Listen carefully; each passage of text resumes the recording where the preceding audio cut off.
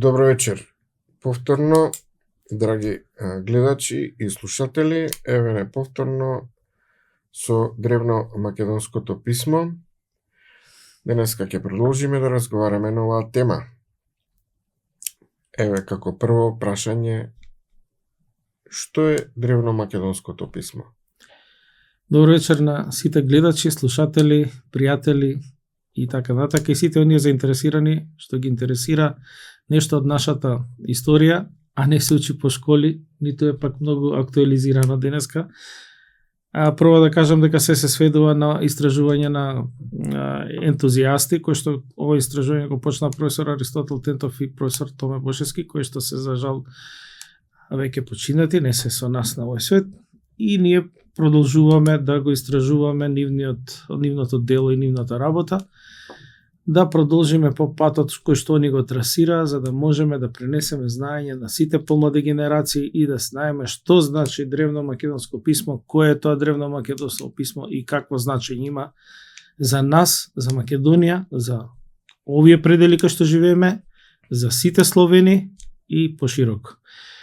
Древното македонско писмо е во суштина писмото на Цртки и Рецки и она писмо со кој што нашите предци македонци се служеле на овие простори.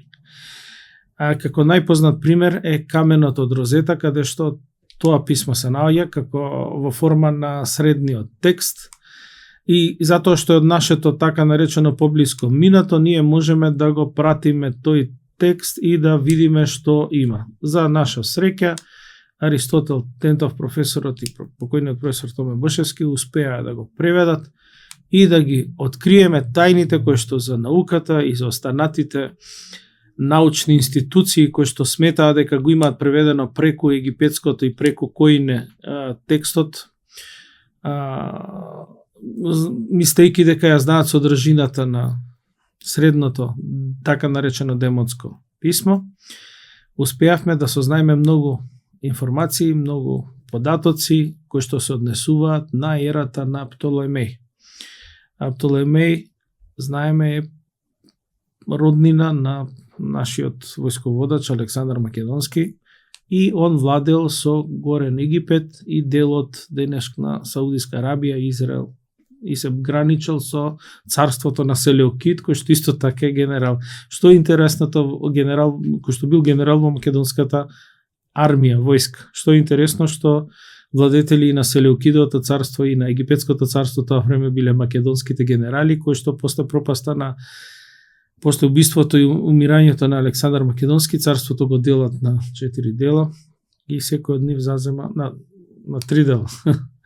И секој од нив зазема како што кажа ова, нели тој црноризец Храбар го има спомнато како Цртки и Рецки пред кирилско и пред глаголско писмо.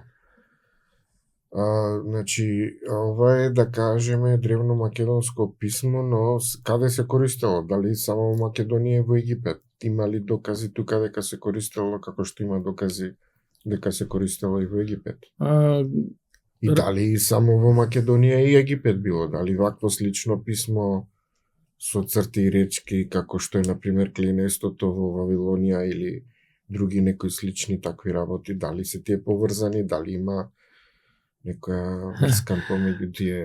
Деталите се денеска, од денесна гледна точка, после 2000 години, многу тешко да се согледа. Меѓутоа, оно што можеме ние да кажеме по наша интуиција, по наши сознанија, ова писмо го користеле македонците и било главното писмо на македонскиот жив свет тоа време. Ширејќи ја империјата, тоа писмо се пронело и на останатите територии каде што владееле македонците. Воглавном ова писмо се наоѓа од денешната територија на Македонија, напишано на камени остатоци или некои само символи, кои што ги откриваме во текстот на древното македонско писмо од каменот од Розета, се наоѓа на територијата на денешна Турција, Иран, Саудиска Арабија, Египет. Значи секаде онаму каде што владееле македонците. Како што кажавме, изгледа писмото како Цртки и Рецки. Тоа е затоа што системот на пишување им бил многу од денешна гледна точка интересен. Нашето, тоест древното македонско писмо е слоговно писмо, каде што слогот е составен од согласка и самогласка и водечки елемент во слогот ја има согласката. В оној момент кој ќе се додаде самогласка, слогот добива значење. Имаме на писмото, ги имаме сите денешни букви од ова азбука денешна, што се изговараат на каменот од Розета. Тоа се 28 согласки и 8 самогласки.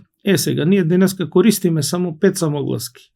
Да кажеме како другите 3 самогласки ги користиме, меѓутоа не се воведени во делот на пишување како символи. Бегајќи од така наречената бугарска азбука 47 година, господин Блаже Коневски бега од некои букви кои што ги имаме во македонската азбука, ја, ште, ши и така натака, оставајки да останеме без некои ознаки за за ште, за ја, символи кои што можеме да ги најдеме на каменот од Розета. Што е интересно, што и денеска, например, ние ги користиме тие во изговорот, меѓутоа ги пишуваме во посебни символи. Например, кшта го има охридскиот крај, ама шт како символ на каменот од Розета е еден знак, а денеска ние би го напишале со нашето писмо како шт. Со 3 букви, со 2 букви. Ако е ште, шти, кшти, би било со 3 букви. А на тоа писмо се пишува со еден символ. Да не забораваме тука битна карактеристика е дека се пишувало обратно, од десно кон лево. Да. И да кажам, да нагласам дека уште има остатоци од тој начин, тој правец на пишување и ден денеска, само што ние не го приметуваме. Да. Да еве, например, часовникот, бројчаникот на часовникот. Или како што е округол, ако го одмотаме лево и десно во една права линија, пак доаѓа од десно кон лево. Нашите пишувале од десно на лево. За да може да го пишуваат од десно на лево, требале да пишуваат со лева рака. Тоа е логично. Денеска пишуваме од лево на десно и затоа пишуваме со десна рака. Значи, ете кај некој се јавува пишување со лева рака, може би генетски остаток од тоа време. Да, строго забрането. Потоа кој што било строго забрането левичарите да пишуваат текст со лева рака. Дури во моје време ги тепаа за да пишуваат со десна рака. Како и да е, значи ете куризитет дека ние правословните или православните христијани се крстиме од десно на лево. И тоа е веројатно остатокот. Значи, за разлика од католиците кои што се крстат од лево на десно. Втор куриозитет е дека останато е само кај словенците, денешните словенци, кога ги кажуваат бројките, двоцифрените, прво ја кажуваат единицата, пак потоа десетката. На каменот од Розета, кога се оди од десно на лево, бројката е напишана прво десетката, па единицата. Ама кога читаме од лево на десно, доаѓа прво единицата, па десетката. И тоа е некој остаток кај словенците. Затоа они кога би рекле 25, би било кај нив 520. Истото тоа се задржани кај германците. Значи не е позајмица од немците. Не е позајмица од немците секако. Каменот од Розета е најден во Египет, во Ал-Рашид местото. Британците го освојуваат од французите и го носат во нивниот музеј, каде што и ден денеска го чуваат. Значи, вакво слично писмо е, например, и картагенското. Вакви слични надписи има и во Малазија. Дали се тие поврзани? Најблиско писмо до... Јас како го гледам, како латинското писмо што се пишува во Турција, има разлики со тоа што се пишува во Шпанија, например. Да, секако, значи имаш... И различно се изговара. Нормално. Наречеме службен јазик во Англија, во Индија е англискиот службен јазик. И што ќе биде после 2000 години, ако сите индици зборуваат англиски, се заборави постојањето на некоја си така наречена англиска држава, ќе речат дека тоа е индиски јазик. Како денеска што викаат ова писмо е старогрчко или коин или не знам што не. Значи и тие работи треба да се изнесат на виделина. Ако од ова писмо владетелските куќи го спроведувале на терен, Селеукид го воведува писмо за описменување на териториите каде што ги владеел. Значи се појавува старо арамејско, кој што е десно на лево и е многу слично до ова. Исто значи, од десно кон лево. Па потоа арамејско, па старо арапско, па арапско. И сите тие значи нормално писмото тежи се споени тие веќе символи меѓутоа. Има некоја слично што и тие се пишуваат како цртки ретки од десно на лево. Да, точно, тие што се надписи во Малазија што ги викаат фригиски, нели, кај што биле фригите. Тие имаат и делови што лично наликуваат на којнето и делови што наликуваат на ова. Така. Паралелно со ова писмо се развива и ново писмо, така наречено коине. Тоа е писмото на империјата на македонците. Само извини за забелешка уште една. И етруското писмо има такви елементи. Да, и етруското писмо има елементи. Ние мислиме дека етруското писмо, елементите кај етруското писмо се во некои моменти слогови, а во некои моменти единичен глас. Значи има символ кој што треба да се означи како слог, ама има символ кој што треба да се чита како еден глас, како едно слово, како една буква. На тој начин тоа писмо има друго значење. Баш тоа сакам да напоменам, значи со развојот на писмата секако доаѓа до развој на други идеи, пошто немало тогаш интернет, па ајде сите ќе пишуваме исто, некаде доаѓа до промена. Како денеска на територијата на Македонија колку дијалекти има. Да кажеме, пак ние со тие диалекти се разбираме, меѓутоа ако идеме во Англија имаме различни диалекти, тие меѓу себе може и тешко ќе се разберат, пошто зборовите добиваат кај нив сосема друга конотација. Да кажеме дека македонскиот јазик и писмо и збор е аналитичен. Значи, кога нешто кажува, тоа е описан. И секогаш го содржи коренот на словот, односно, од таму потекнува, например, рака би рекле сега. И ако сакаме да кажеме како англиски hand, sleeve, glow, каде што сите три збора се различни, кај македонското писмо, односно јазик, би било ракав, ракавица, нараквица, зарака, предрака, порака, ракување, ракотворба, каде што основа е раката. И ние со тоа добиваме опис на системот. Добро. Значи сега да се конкретизираме на символите тие. Се значи слогови, не се букви. Значи затоа е и доста тешко денешниве луѓе да го сватат овој систем на пишување. Кај од десно на лево што се пишува, па уште нема букви, слогови се и лигатури. Сега што правиме, како да им го објасниме на денешниве луѓе да го сватат, да го читаат? Значи најголемиот пробив во ова е кога професорите откриваат, значи што им било тешко. Прво треба да најдат начинот на пишување, како се озвучување чита, како се... и значење. Тоа се три работи што треба да ги поминат. Да бидеме фер до крај. Значи многу се зборува дека Шамполион бил лингвистичар и затоа он успел да преведе нешто. И ден денеска има сомнеш дека египетското писмо се чита лесно. Без да има, демотското веќе ич, меѓутоа без да има придружен текст од коине со египетското писмо хиероглифско или со древното македонско, нема да го прочитаат. Значи имам надписи на хиероглифи каде што воопшто при преводот немаат ни една самогласка. Секој знак се тумачи на неколку начини во зависност од потребите на тој што го тумачи како би бил во реченицата, пратејќи го текстот на коинето во таа работа. Што е не фер и не е логично.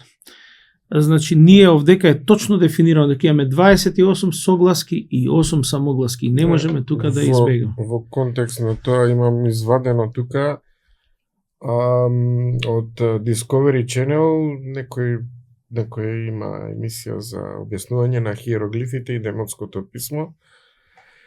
И ги имаат представено тука нацртано знаците и нивното објаснување е Не знам како. Не се разбира што сака писателот да каже. Да, значи си додаваат по 3 до 4 букви различни озвучувања, истиот символ. Еве на пример, каде што пишува Demotic from Discovery Channel, имаме на горниот дел имаме два различни символи. Спрема нашето читање, првиот би бил ѓо или на и бо, зависи што препишале. Повеќе на и в би рекле, затоа што така изгледа и вториот символ, а вториот символ е зе.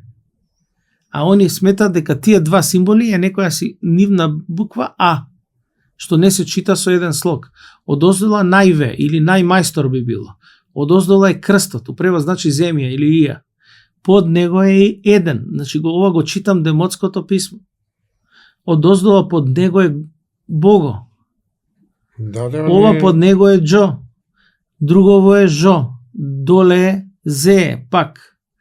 Она в средина е најбо, ова е на сејо, значи по нашки би било на сите. А мајте, например, има, они тврдат дека хиероглифот на каде што има лешинар е буквата А, и евентуално они тука додаваат М пред А и дека тоа било Ма или големата Божица мајка. Тоа го најдов како објаснување некаде. Така, и од, еве ќе спомнеме книгата од Едгар Валис Бач, кој што човекот директно ги цртал демотските текстови хиероглифи од каменот, од Канопус и од Розета. На крајот од книгите си дава објаснување во тој слог таму, ова ќе го читаме како ша, ма, м, е, пр, фр, така да преводот е страшно тежок. Значи, нема логика. Секако, било кој народ, било каде, има логика во своето пишување и таа логика треба да се зачува.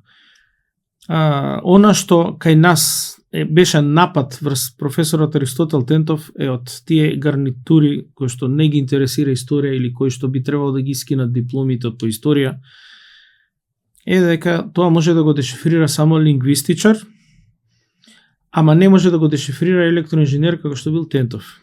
Да погледнеме деталната слика. Структурата на разбирање на електроинженер или на математичар е таа дека он може да работи со кодови.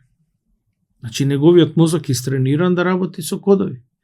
Па нивна пермутации, нивни вариации, а тоа е се математички систем на размислување.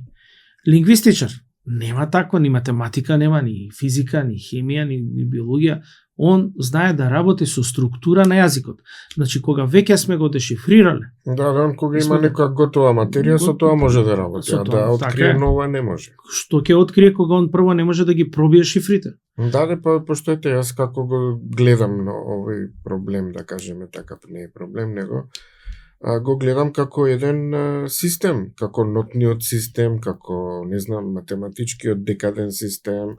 Значи, тоа се различни системи кои треба да научиш прво како се пишуваат, за да можеш да ги читаш или да ги разбереш. Ова писмо, ако нема кој да ни го пренесе, ние не би можеле ни да го тумачиме, затоа што ова е сега реоткривање на системот на пишување, на размислување и на живење на македонците. Во нив се содржат многу поставки и од тоа можеме да видиме како они живееле, како размислувале. Ајде вака, ако имаме некој програмски јазик, пошто и програмскиот јазик е код, кој што треба да се опише некоја програма за да изврши наредба со 10 редови и направиме нов програмски јазик кој што таа иста наредба ќе ја направи во 2 реда, кога компјутерот ќе работи побрзо? Таа што има 10 реда или 2 реда? Па ова писмо е 2 реда. Нашево писмо денеска е 200 реда. Значи, јас за да напишам реченица која што е склепана од, да кажеме, првиот ред од каменот од Розета, еве на слика, што ќе се покаже, и тоа дури развлечена е горниот дел, може да се набие повеќе, развлечена е намерно за да може да се види структурата на она што го читаме. Доле ние имаме објаснување на денешно македонско писмо. Од колку реда? Да, понабиено е. А еве просто, првиот ред ќе го прочитам од ова. Ј најве на бозе ажо на зен јнца најзела Ј на момо најнадзе именца воја њеџа де најве на атато најнадзе именца. Само тој дел ќе го преведеме. И Ј значи најмајстор или најмајстор велен мајстор на кажуваме и душата денеска. млада или младенче би рекле денеска, на душата млада, а е заштитник на нашата светлина, јнца, младите, младиот, младенчето, најсветлина,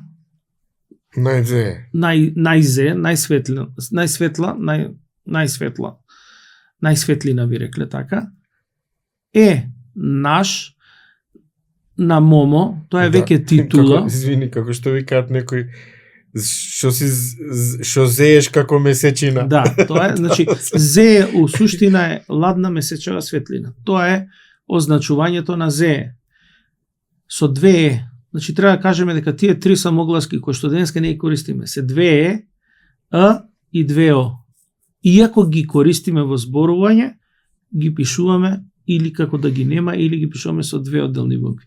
И сега имаме едно интересно, значи е наш момо на небесната мајка, небесна мајка, тоа е титула, а најнадзе именца. Два пати што се кажува слогот, тоа е так. огромно почитување, момо, значи Да, денеска би рекле бебе, бебе, мама, баба, тоа е титула, папа. И после имаме најнадзе именца. И сега, у директен превод е најсветлото име наше отелотворено, ама скратено би било цар. Воја, овие, њеџа на нејзината. не е нејзина. Српско-хрватскиот уште задржано како ње. Њеџа, нејзината. Njega, што е маско. Нејџа, нејзина.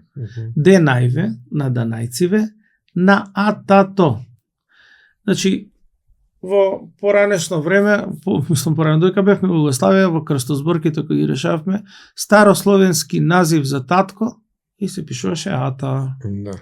Арно, ама овдека гледаме дека тоа атато нешто друго ни кажува. Тоа е членување на ата. Ата е символот за татко, у превод би било на таткото. Членувањето што го има во каменот од Розета и ден денеска е задржано кај нас. Символот на и на состав на лигатури, како што е најнадзе именца. Имаме лигатура на Ј, на Дзе, И. Значи, и место да го напишеме на, ние ставаме еден символ на друг. Добро, и добиваме на. Едно легитимно прашање сега. Например, овака е напишано точно како што е на каменот од Розета, е извадено, така ова. Зошто се повторуваат толку овие најнадзе именца, неговото светло име или како што би тоа значило? Тоа е системот на цар пишување. па повторно цар. Да, ама цар, ама треба да продолжиме. Најнадзе именца можои, лен наи, на веветон, земо, бовеџо, на бовеџо, бого, змија. Е, сега, ако продолжиме, што значи тоа? Значи, титуларно, царот на овие нејзини деца, данајци, на таткото, цар, на можо, на небесната мајка заштитник прв, или можои, денеска би рекле мажите, Л е како ете, ле, го имаме нели као назив на додаток, член, на прв, на веветон, тоа значи кој што е на првиот на државата. Ве е мајстор. Веве кој ќе се повтори, се однесува на држава. На веветон би било на државата наша. Значи, на царот, ни, фактички. Царот, на државата ни. Да, на мажите се на е на првиот на државата. Тој е прв на државата. Прв меѓу еднаквите што би рекле ние. Епа, името на Александар го најдовме на каменот од Розета. Не е во овој ред. Како му името? Правото име е најбожен. Меѓутоа, оригиналот име му било Божен. Кога станал прв меѓу сите, даден му е епитет нај. Да. Затоа е он прв меѓу сите, најбожен. Превод на унцијално писмо, нај е алфа. Алфа е прв почеток. Првиот, нај. Затоа што во унцијалното писмо неаме, како да кажеме, како кај волците имаме, алфа мажјак, например, кај животните. Ето е алфа, Ле е душа, Ксандар е подарок. Александар би била прва душа подарена. Најбожен е најдуша животворна наша. Многу е. Имаме тука малце некоја дигресија веројатно со тоа ксант, пошто имале и така наречен ксантос месец древните македонци наводно. Дали е тоа точно или не? Не знам, меѓутоа стана запишен во древномакедонскиот календар дека постои месец со такво име. Тоа би можело да значи ксант исто и жолто тврдат дека значи дека би било сонце можеби, сончевиот род. Жолто. Да предпоставиме. Да, еве го дека го име Можои. Тоа значи на небесната мајка заштитник прв. Жо е заштитник. Ама Можои се мажите. Можои или мажот. Мажот ле наш прв на државата. Мажот наш прв на државата. Па најмаж бил тој. Али Жо значи заштитник. Ако го најдовме, еве после ќе ги повториме, ама да го спомнам во контекст на тоа, Богот Зе, кај македонците го нарекуваат и заштитник на летото. Кој бил заштитник на летото, односно баш на каменото резета наречено мој на Зеве Боголо тој. Моите го нарекуваат Бог на летото, затоа што кога Зе владее на земјата, Богот Зе, кога Зе владее на земјата, тогаш е лето, топло е. Или Линден би рекле. Моите го нарекуваат Богот на летото. Заштитникот на летото би го рекле жолто. Бојата жолто у превод значи заштитник на летото. Жолото. Да, видиш. Или тоа е таа работа што не можеме автоматски да ги сватиме. Еве кај хрватите, ќе тргнеме од словаците. Како се вика господин на словачки? Жупан. Не, тоа е на словачки господин. Пан, да. Пан.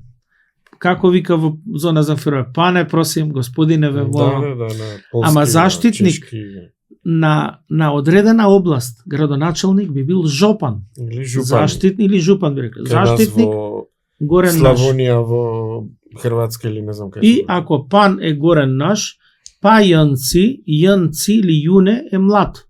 Ци е нешто што е влезено во тело, е отелотворено. Деца, де е божество, ца е отелотворување, би рекле отелотворени божества. Само да дигресија повторно во врска со пан, трк Банјела Чича во Загреб. Бане повторно од господин наш. Пан. Да. Епа во хрватскиот јазик се задржале многу македонизми, се задржале зашто ние сме еден род, сите. Јазикот се менува, новостворените јазици добиваат падежи. Во хрватски имаме дома, кај србите немаме дома. Не испоразделиле и на шири попреку и со вери, со што ти не. Не случајно Семир Османагич го отвора споменикот кај пирамидите во високо на Александар Македонски, тврдејќи дека е тоа наш заеднички предок од кој што сите имаме иста култура, исто однесување. Не сум го знал. Кога го? Сега пред 5-6 месеци го има на YouTube, значи ги повика, беа дел од родина кај нив, Томче Ширков, со знамето македонско, со 16 кракото сонце, кој што е во спор. И таму има споменик, значи он убаво си кажува, ние сме исти род, да го објасниме род. Ро е куќа, семејна куќа. Кога сме во куќата, сите заедно, луѓето што имаат деца се викаат родители, даваат тело, родител. Тие што биле дел од тие родители и напуштиле, се роднини, ама не се дел од куќата, се дел од куќата, ама не се веќе во неа, затоа се роднини. Сите заедно, кои што имаат иста култура, исти јазик, народот се сите исти и затоа имаме народ. Англиски народ, не знам како ќе се каже. Уште не стигнале до таму. Далеко, ние имаме род. И народот може да биде во овој случај само македонски. Не српски, не бугарски, не руски, само македонски. Родот. Ама нациите свеќе се делат затоа што се создаваат нови држави. Деретич, да не го критикувам, Бог да му душа прости, више мислам дека починат. Се што почне со СР, све е српско. Малце е проблем. Ова преска што го па спомна, тама. најна дзе именца, најдзе мој... Најдзе, значи со две Најдзе, е, ево го ќе прочитаме. Најнадзе именца, со две е, најдзе мо назеве Боголо тој. Значи царот, најсветлото, најсончевата светлина, мои, ти фали и таму, моите го нарекуваат Да, Богот тука на треба летото. да има, да. Сега што е интересно, овде може да го читаме во неколку слоеви. Самите слогови имаат свое значење, ама кога ќе се спојат добиваат друго значење. Преку лигатура или... Лигатура, еве на пример, мои би било во прво читање на небесната мајка првиот. Први, или првиот, да. Ама мои денеска значи дека припаѓа на мене некој. Или би рекле сме ние првите на небесната мајка. На зеве, на ладната месечева светлина мајстор. Ама тоа значи дека ние имаме назив. Од назеве е назив. Тука морам сега една мала дигресија да направам, што имаме една теорија што значи зборот амазонки. На првата мајка жени. Амо Со жени. две. На првата земна мајка Жени. Или живот. живот. Живот. Зо. Еве како Или како во грчкото, нели, старо грчко или како сакате кажете го тоа којнето, е негација, нели, како ако се стави пред некој збор е негација, нели? Како да кажеме на пример атеист е безбожник. Да, ама тоа во Да. латиницата е. Па може да биде и во амазонки, на пример, мажени, значи да не бидат Не мажени, немажени, да не видат, да. Може и тоа да е. Ај можеме да одиме понатака на начинот на пишување на писмото, тоа табелата да им ја кажеме, убаво би било. Значи кај што е групата на Да, сега поминавме. момент. Ево, Ете ги. да ги отворам ротациите. Ротацијата. Ова се несиметрични символи. Несиметричните символи имаат 8 ротации. Да објасниме прво кој е символот тука. Ова што го гледате како Г. Тоа е П. Што се врти и лево и десно и што се врти и нагоре и надоле и во сите овие 8 ротации. Да, денеска би рекле П, меѓутоа во зависност од позицијата која што тој символ се наоѓа, Уште ја една добива забелешка. само гласката. Во иста ваква форма е задржано и во којнето. Се наоѓа како Г, со озвучување П. Така тврдот барем. Не, тоа Не, има и малце некои проблем. зборови каде што стварно се гледа дека е П, според зборот. Значи, пошто старогрчкиот јазик бил денешниот грчки јазик исто, му дадов Добро, на еден тоа што е. знае добро грчки, еве те молам преведи ми ја првата реченица, ми го фрли листот, ја ова не знам да го прочитам. Зашто така, не знам. Па, не знае зашто. Најдовме Со сила убајна не би на доа. камен текст во Свети Николе со унцијално писмо, го објавивме на Facebook и некоја гркинка се јави, ова е грчко писмо и другарчо вика, окей, Супер. прочитајте го. Повели, Па ева не знам да го поклони читам. се и почни. Па нели е грчко? Значи, и кинезите можат да пишуваат на латиница, ама нивното читање е сосема нешто друго. Да, не може да... Жао нема- Цеминг, ќе го напишеме на македонски. Ден денеска на луѓето не им е јасно, не може да сватат дека кинезите немаат Р. Немаат Р. Ете. А ние го имаме Р уште од тоа време. И како ме викат немаат Р? Па немаат Р кинезите, прашај било кој кинез да ти објасни. Кај така наречените словенска група на јазици, само македонците имаат буква З. И има значење таа буква З. Ајде, пошто ова е асиметричните, да ги видиме симетричните. Симетричните имаат 4 ротации. За пример е земена буквата Б. Извини. Убаво го покажа тоа. Па, да, ама не знам зашто не ми го отвора на цела Ето, страна. добро. Ако да добро, оставих. Добро. Значи буквата Б има 4 ротации, затоа што е симетрични. И сите симетрични символи ги добиваат овие самогласки. Е, О и две О. Даде после двето е ово преоѓаат во А. Па еве вака. Зе, мо. Зе е ладна месечна светлина, а мо е земната мајка. Со две О е земната мајка. А само со едно О е небесната мајка. Ако е така, кога владее месечевата светлина на земната мајка, тогаш ноќите се поголеми, денот е помал, сонцето е послабо, значи немаме добро загревање и имаме ладно. Ние викаме дека е зима, ама двете е преоѓаат во И, двете О во А и точно таму доаѓа зима. Да. На тоа што владе месечевата светлина на земната мајка. Или денеска би рекле култот на земната мајка Ма. Меѓутоа кај македонците е небесната мајка култ, а не земната мајка. И ајде да ги кажеме буквите како се подредени. Тоа првата табела е многу пубава. Тоа е во рете веќе, не та претходната. А табелата што е со 8 самогласки. Сината, ето. Вау, да. Да. Аха. Што е интересно тука? Подредувајќи ја азбуката денешна, ни се добива О. Имаме 8 самогласки, каде што е А, Е, И, Е, О, У, Е и две О. И имаме А, Б, В, Г, Д, Е, Г, Ж, З, З, И, Ј, К, Л, Р, Л, Р, тоа е она Л, Р,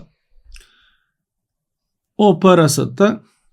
Значи, после секоја самогласка имаме 4 согласки. И ако фатиме да го гледаме редоследот, ако А означува првата небесна мајка, Б е душа, В е мајстор, Го е творец, Д е божество. Тоа е првиот ред. Вториот ред се енергии. Дж е човек, Ж е животна енергија, З е месечева енергија, а З е сончева енергија. Значи ова е подредено смислено, не е случајно. Што на крајот завршува со Ши, односно Ш. А Ши на денешен македонски означува камен. Како викаме да не ти ја шибна медна? Ши значи тепање со камен. А последната група се пиктограмски символи кои што се однесува на означување на боговите, односно почит кон творците. Двете О се однесува на небесата.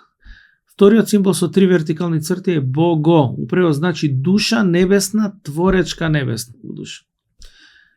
Третиот символ е уш или змија. Те сега тоа е интересно, мислам.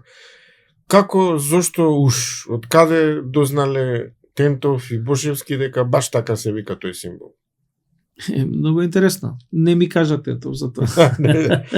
Да, веројатно прочитале они некаде. Али змија знам од каде. Да, најверојатно прочитале, али знам зошто го викале змија. И знам дека означувањето кај данајците е врховен бог име Бого змија. Тоа можеме одма да го кажем. Кај Денајве, кај данајците, чи врховен бог е Зевс, оној што држи змии во рацете, околу него има змии, тоа е богот змија. И основно божество на кое што му се клањаат е месечината, односно ноќта, темницата. Најтемните денови во годината се баш декември према јануари. И тога се славел богот змија. Тоест на 1 јануари.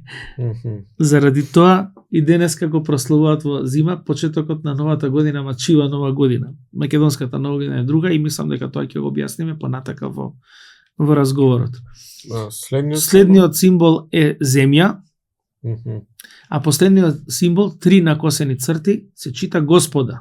Тоа се богати луѓе со титула, елита, меѓутоа биле скромни пред Творецот, пред Бог. И затоа они имале почит, и затоа нив и ние им се клањаме, ама и тие им се клањаат на небесото. Како што ги нарекуваат оние најверојатно царските другари што биле. Елита. Денеска некој се мисли дека се елита, се никакви луѓе, ама мисля дека се елита. Ама тоа далеко од ова. Да не мешаме баби и жаби. Да, ама ова денеска се многу така жаблја елита. Да одиме понатака сега. Крастава. Они си знаат. Овие да ги отворам. Ама тоа е ротациите нема потреба. Мислам, Добро. најнаследниот додиме дел, зашто имаме некој, тука е сега, како се вика нашето писмо. Значи, на текстот го најдовме дека нашето писмо се нарекува на Реј Дзеј, така се чита, од десно на лево. Реј се зраци, символи. Или би го превеле сончеви рецки. Дзеј е на сонцето прво, сончева светлина прва. Значи на рецките сончеви. Во текстот каде што ќе стои и, или ќе се чита прво или и означува множина, како и денеска. Да. Птица, птици, маса, маси. И затоа овде ќе имаме на сончевите рецки. Реј се користи како зрак во англискиот јазик. Да, реј. X-ray. И други, Rain и други е такви дожд. зборови има, Диве, например, дивајн, божествен. Роe, Куќ. кај не во англискиот роe е икра, онаква. Ние викаме рој. Нели за нешто Да, многу. роe. Се рое. Нешто се роe. Или се рони, тука тие зборови. Да. И со преводот на каменот, со исчитувањето, најдовме како се вика македонци. Македонците сами себе се нарекуваат на три посебни слогови. Значи, првиот збор е деца на Модеа. О превод значи отелотворени божества на небесна мајка, божество врховно. Вториот е скратеница од првиот и се чита само деца мо, тоа значи деца на мајката, и третиот слог е деца во, или сме деца на таткото. Значи, ние во ист момент сме и деца на мајката и деца на таткото. И тоа е нашето знаме. Бојата на мајката е црвена боја, а на небесното сонце е жолта боја. Тоа е изворот на животот. Но во случајов Божицата мајка и врховниот небесна Бог. врховна мајка и небесниот врховен Бог. Дали може да се отвори на Google Translate и да се пише World of Mother, значи тоа е на англиски, познато е, тоа да се... Мислам, дури лингвистите знаат дека Дуња значи свет. И сега, ако е Македонија, имаат проблем. Имаат проблем, така. Значи, како што кажавме, ние сме деца на Сонцето и деца на Небесната мајка во ист момент. А Небесната мајка денеска во христијанството се кажува дека е Богородица. На каменот од розета најдовме на некој место роди Бого, ама од лево на десно е Богороди. Точно доаѓа Богородица, оној што го раѓа Богот, односно роди Бого. Да, значи толку имаме изгубено смисла за све што е нас. Тоа што е смислата на некои зборови ќе кажеме понатака. Јас се запрепастувам за некои такви работи и зборови. Така, ова е објаснување, можеме да сме го кажале за знамето, одиме понатака, рипни го следниот фолдер. Знамето е на овие територии. Најголемата трагедија што ние никому ништо не оспоруваме, ама нас не оспоруваат, што е нонсенс. Ја тоа цело време го кажувам.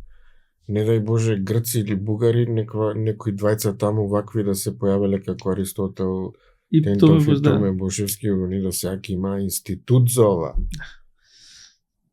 Така, кај нас умре турниме да кини сам. Замина од овој свет.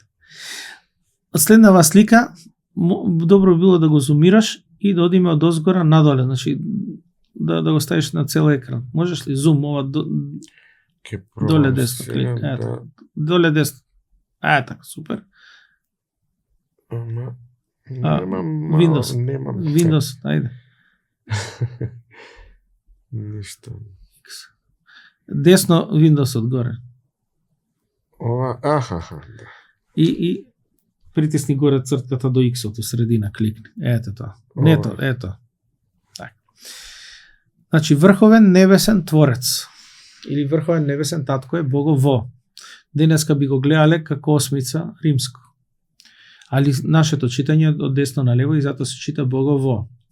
Врховниот небесен творец ја создава врховната небесна мајка, Бого мо. Кај небесниот татко е прв, се пишува скратено со вертикална линија. Можеме ли да најдеме парагони на овие? божества со така наречениот олимписки пантеон. Например, ете осмицата кај турците бил Фуфлунс, така била со осмица се пишувало Ф. И Фуфлунс бил Дионис кај турците. Да, меѓутоа сега што треба да кажеме? Наше мислење и со Аристотел тето се зборувале. Ова писмо е многу постаро. Ова е наследено писмо. Е многу постаро него што мислим. И е изменето во однос на тоа постарото. Секако, меѓутоа системот, разбирањето и значењето е задржано. И ова писмо што ние го преведуваме е од областа на Египет кај Толемаидите, кај Толемеј. Таму фалат некои денешни, а наши, да речеме, Ф нигде не ја најдовме. Ама тој нивни вокабулар што го имале они, за нив Ф не им требало. Нас денеска ни треба. Има зошто, меѓутоа тоа во нека следна прилика. Но кај турците има Ф. Има, ама кај ние овде на овие простори зборовите биле побогати. Како се расијале, имале мањак на зборови, помалку зборови имале. Немале толку потреба од тие зборови и они не ги користеле таму. Али на овие простори каде што изворот, каде што создавањето, каде што почнуваат од овде да го шират тоа, имале голем вокабулар. Меѓутоа останале зборови кај турците што и ден денеска ние ги користиме, како на пример невеста, ја го пронедов кај. Сега дали се етрурци или етруси? Добро, не знам. Се е дискутибилно. Дискутабилно после 2000 години некој ќе ти дојде ќе ти каже вака е тоа. Ние пред 200 години не знаеме што се случило. Што веруј ми, да ти верувам, ајде. Така. Исто да не заборајме дека писмата се развивале паралелно. Значи имаме линеарно без што ги кажува денешната наука. Имаме кирилица, латиница. Ја претпоставувам варијации на тема. Од тоа потекнува, да речеме, дзе го има кај со коси црти, прави линии, а овдека е напишано со како бранови. Значи, тие се тие разлики, се зависи на што ги пишувале. Може полесно било така, тоа се као денеска символи на нашиот текст, нашето писмо да го пишуваат на уметнички назив, па со некои сенки, па со ченгелчиња до згора, ќе добиеме буква која што не знам како ќе изгледа украсена. Додиме па натака. Значи кога се вкрстиле небесната мајка и небесниот татко, ја создале земјата Ија. Тоа е символот на Македонија. Ија означува земја, ама крстот е символ на Македонија. Зашто таа е првата нивна земја што они ја создале. И затоа кај македонците имаме Ија, Македонија, Србија, Бугарија, Англија, Русија и така натака. Она каде што нема Ија не се земји, превод би било. Значи Хрватска не би било земја, ма Кроатија би било земја. Земјата на кроатите. Да. Далматија е земјата на далматите, односно далечна мајка е Македонија. Матија е мајката земја. Далечна мајка земја е Далматија. Крајните делови на таа мајка земја е Кроатија. Може и така. Па имаме крајна. Во Хрватска имаме Украина, Русија. Имаме Бела Македонија. Покрајна. Значи имаме Бела Македонија, имаме Белорусија. Имаме Бело море. На југ имаме Бело море кај Белорусија, денеска Литванија што го викаат Северно море. Како се вика тоа морето кај Литванија, Летонија, Естонија? Тоа е правото име му е Бело море. Добро, ете има во Украина Виница град, буквално исто така се вика Виница. До Мариопол, кај што беа тешки војни, има град што се вика Македонивка. Значи, ако погледнем, има многу. Па во нивните списи, кои што имам најдено книги од Русија, патот на Александар Македонски во руските земји. Добро, више што е тоа, веќе немам поим. Докаде не сакам ни да навлегам до таму. Меѓутоа Киев и Новгород тврдат дека се македонски градови. Тоа веќе јас го спомнував и еве извадок од историјата на Украина од Пол Роберт Магоши. И што вика во енциклопедијата на Украина, вика во зависност, остави да го прочитам, да имам преведено.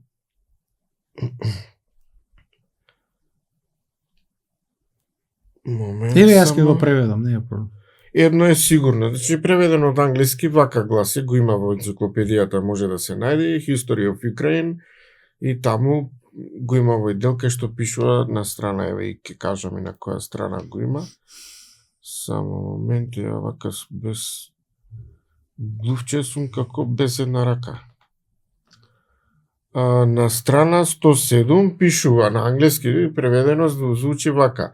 Едно е сигурно, пишаниот јазик на Киевска Русија не бил заснован на било кој од зборуваните јазици или дијалекти на жителите. Со други зборови, не постојат основи во било кој од источнословенските дијалекти, нити произлегува од некој наводно постар облик на украински, белоруски или руски. Наместо тоа, тој бил книжевен јазик, значи збориме за рускиот, украинскиот јазик, пишаниот јазик таму. Тој бил книжевен јазик познат и како старословенски, оригинален и врз основа на словенските дијалекти од Македонија. Увезен преку лингвистички медиуми, базирани врз основа на старомакедонскиот. Така, и еве сега. Тоа го пишува во Историја на Украина. И јас ќе додам дека они учат дека се дојдени од позади Карпатите. Да, и ние овде учиме дека се и ние дојдени позади Карпатите. Сега ќе дојде некој трет ќе каже дека сме дојдени од Италија, не знам што друго да кажем. Така може од недоглед да си се спрдаат, кога немаме тука ниту институција, никој што ќе стане ќе каже абе доста лапрдате, доста. Да ги видиме боговите. Да, извини. Да ги објасниме зашто од мајката и таткото настануваат 12 богови, од кои што имаме 8 машки и 4 женски. Значи 8 богови и 4 божици. Првото дете е богот Зе, или оној кој гледа се. По црквите е означен како триаголник со ок. Тоа е оној кој гледа се. По старите македонски цркви. Или кај словените под наводници свјатовите. Така. Така тврдат некои. Тоа е бог на топлото сонце. И имаме неговата сестра, богот Зе, која што е божица на сончева светлина. Ајде да кажем. Значи, Азија, по наше размислување, би било Адзеија, каде што во превод би било прва сончева светлина земја, или првата сончева светлина на земјата. Земјата на исток што е? Од каде што истекува? Каде што истекува сонцето. А првата сончева светлина Адзеија, кај народите Дз не постои, имаме Зе, двете ја проаѓаат во И добиваме Азија. И сега ми текнат на автоматски англизите, значи ден денеска не знаат ист, што значи. Ист. Да, исток. На македонски кажува исток. Од каде што истокува, истекува сонцето. Ајде вака, како се вика? Запад, каде што паѓа сонцето. Како се вика? Се има некоја логика, кај нив труби. Како се вика рај на англиски? Paradise или heaven? Не, има точно рај. Paradise. Иден. Иден, да, Еден. Тоа е рај. Кај нас Еден, еве сега ќе го расчлениме, Еден. А точно прочитано е божество наше. Еден. Ден е божество наше. Ако е божество наше, кај првиот творец, е цел ден, е ден, нема ноќ, е сонцето наше. И затоа таму е Еденската градина, каде што е бројот 1. Русите за број 1 викаат Адин, а го пишуваат со О. И се чита Один. Да, Один е врховниот бог на викинзите. Да. А у суштина пак еден, првиот. Онаму каде што човек е свесен, велиме дека е разбуден. Се наоѓа во цел ден. Ама некој нешто што му фали, велиме дека не е точен, односно ние викаме дека е полуден. Се наоѓа во половина ден, не е во цел ден. И затоа нешто му фали. Ој, интригантно. Така е. Многу добро. Па од каде е индиците Буда? Буден. Затоа што е свесен. Абе, ја тоа разбуден е најсвесен. На еден француски таков документарец случајно го гледав дома и за Буда документарец и Буда значи разбуден. Ги гледам вака се као, дали со мокра чорапа, дали со некоја даска у глава ме удриле. Тоа е, значи, работата е нешто, имаме корен кој што треба да не уништат за да го немаме ни корен ни сегашност. Значи, за да се уништи сегашноста, треба да се уништи минатото, за да немаме иднина. Кога некој ќе ни каже, абе нема потреба од минатото, дај да живееме сега, Прашање, зошто па другите па се тепат за минатото, кога немаат потреба од минатото? Па што се тепат за минатото? Па нека живеат. Кој им брани? Па за да го избришат, не се тепаат они Ама, за минатото. Тоа проблемот нивно минато е е од- фалсификувано. Не Проблемот е од кај нас, тој што седи на маса до тебе ти вика, па што се будалиш ти, што има ти да се Ти најде да пелта, збориш. ти не не да знам збориш, што, еве научници од Англија, Да. најголемите пирати во светот, англичаните, они ќе ти прават историја и ние треба ги слушаме. Школството ни е по Кембридж, Еве, враѓаме робови, луѓе што не ги интересира Циркуси. ништо и циркус. тоа ќе има последици со тек на време. Да, еве гледаме. Па сега, ова е страшно, жално. За жално. Се Да. надевам дека ќе се освестиме за да одиме напред. Да одиме ние по оваа тема. Дојдовме до Богозе. Тоа е душа небесна творечка, Богот на младото сонце. Одма ќе објасним. Значи, младото сонце почнува во месецот кога почнува пролет. Кај македонците тоа е новата година. Тоа е 21 на 22 март. Сега пред некој ден беше македонската нова година. 22 март е македонска нова година. Тоа значи дека младото сонце создава живот на земјата и почнува да цути да живее се. И затоа ние го викаме дека тоа е младо сонце. И се означува на македонски зе. Кога мажот, односно машкото, ќе се ожени и одат кај невестата, кај родителите, ти викат ни дојде зетот. Зето. Зетот Дете у превод зето. би било ни дојде не огреа младото сонце. Им влегло младото сонце дома у куќа. Зетот или зето. Можно е ли тоа да е и корен на името на Црна Гора, Зета?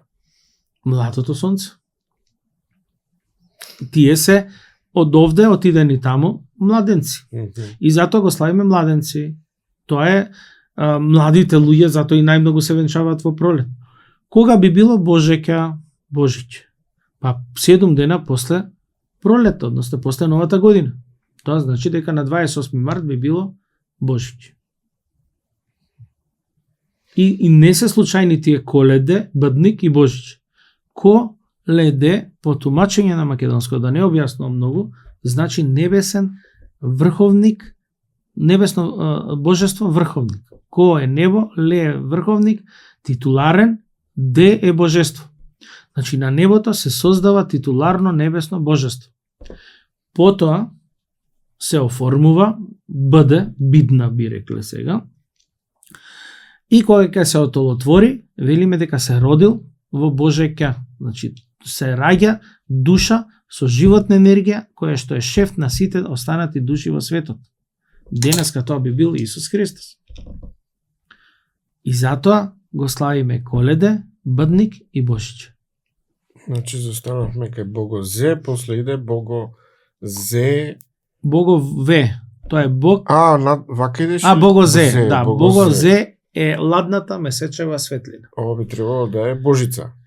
Тоа е Божица и таа е светлината што ја дава месечината, и научниците истражувајќи откриле дека кога на земјата ќе се постави картон, температурата во сенката од месечината е повисока него директната светлина кога месечина. Да. И За некој степен. И сега како наши ве знаеле дека таа е ладна месечна светлина и како, ајде да не навлегуваме во тоа, рефлектираната уште не светлина. е објаснето.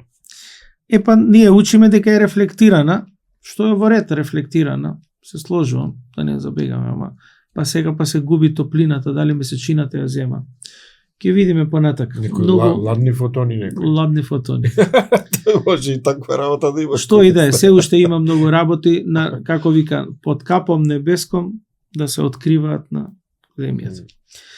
Богоже е Божица на животна енергија. Таа е она што дава животна енергија. Затоа викаме жена. Жена у превод би било животна енергија на врховната. Па жената треба да ја поседува енергијата на животна енергија за да роди дете, за да даде живот. Русите за стомак велат живот.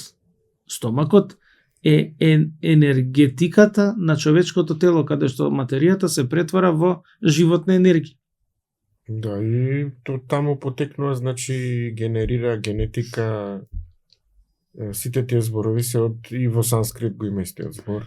На а и денешна Јужна Македонија или Бела Македонија, заштитник бил Богожее. Значи божицата на животна енергија на Јужна Македонија е заштитник. После ќе кажеме кој е заштитник на Горна Македонија, на пајонците. Пајонци се горни наши отелотворени, млади. Богове е бог на градби. Тоа е мајсторот, бог на мајсторот или оној што бил способен да гради.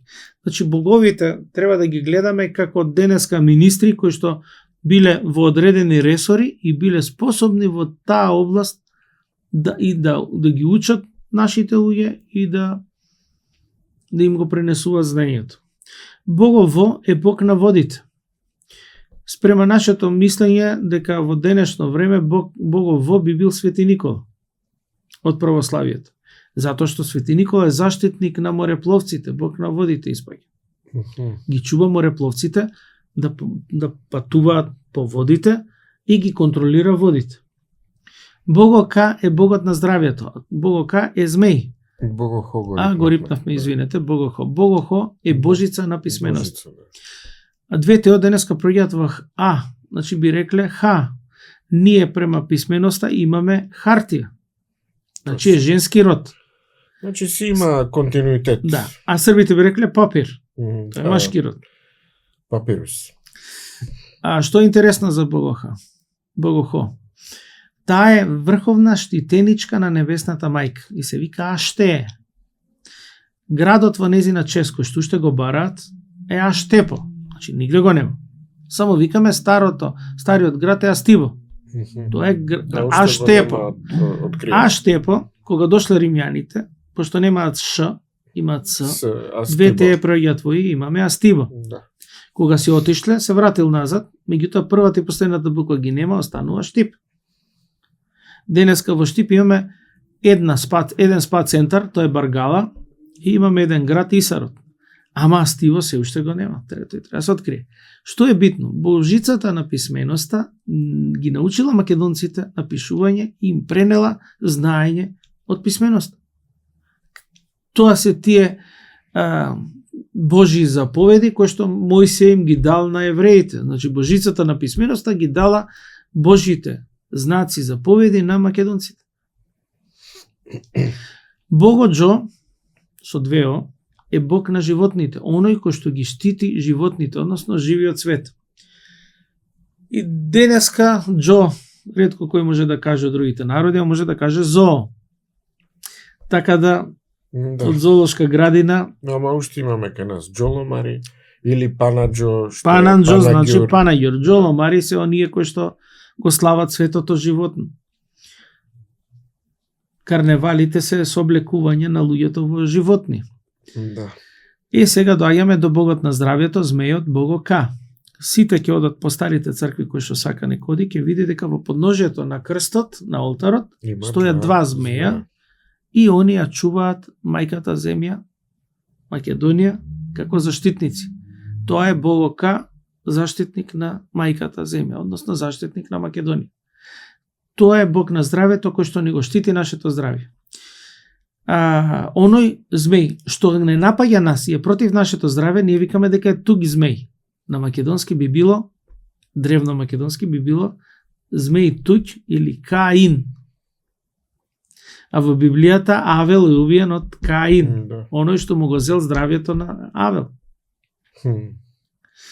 Богот на војната е најстрашниот бог, е богот Ѓа. Денеска би рекле водачот, војсководец, ѓавол. Што е многу, ние го знаеме како нешто лошо, меѓутоа кај македонците е богот Ѓа. Сите богови се со две букви. Во е водач, а ле е титуро. Ѓавол е водачот на војната. Оној што ги учел македонците како да војуваат. Тоа се техники и доктрина на војната. Богоса е бог на садењето. Тој е заштитник на виновите лози кои што биле имоти на небесната мајка. И на каменот од ресета стои момо и имоње, односно имотите на небесната мајка. Кој би бил денеска? Светец. Пандам на Богоса. Свети Трифон. Свети Трифон. Зашто? Зашто?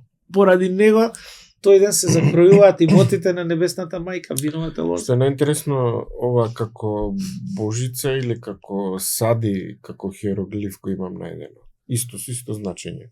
И е нацртано хиероглифот како тревка некое растение како се пика во земја. Па, значи имаме садење. Тие што биле во војна кој што изгледале како нешто за откос, се сариси.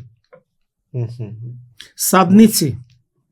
Пак почнува со слогот са. Добро, мислам дека за денеска доста кажавме, ќе продолжиме понатаму во следната епизода. Благодариме за слушаноста, гледаноста, пријатно. Да сме живи и здрави. Се надевам дека задржавме вашето внимание. Ако има прашања, ако има некој ќе пробаме да одговориме на тие прашања. Следната емисија.